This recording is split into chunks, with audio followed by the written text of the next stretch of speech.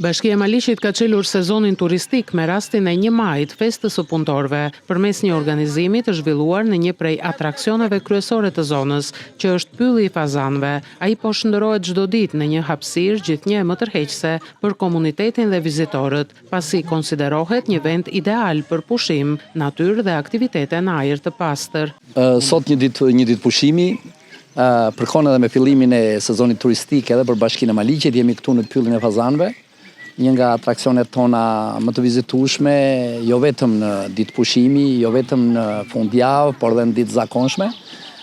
Këtu vinë tashmë qytetarë, banorë të gjithë rajonit Korçës, po pse mos themi nga gjithë Shqipëria, pasi kemi të bëjmë me një atraksion të vizitueshëm, por edhe funksional për gjithë vitin.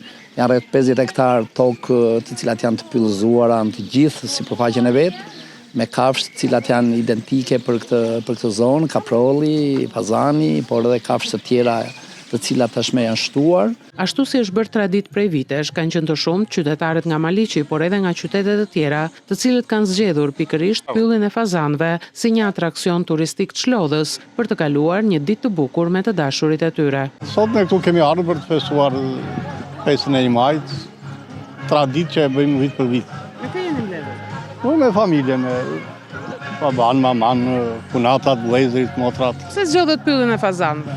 Po, sikur relaksohemi një çik më shumë në këto ditë të bukura pranvere. Bashkia ofroi mundësi edhe për fëmijët dhe të rinjtë apasionuar pas pikturës për të shprehur talentin e tyre. Unë po pikturoj perëndimin, është pasionin.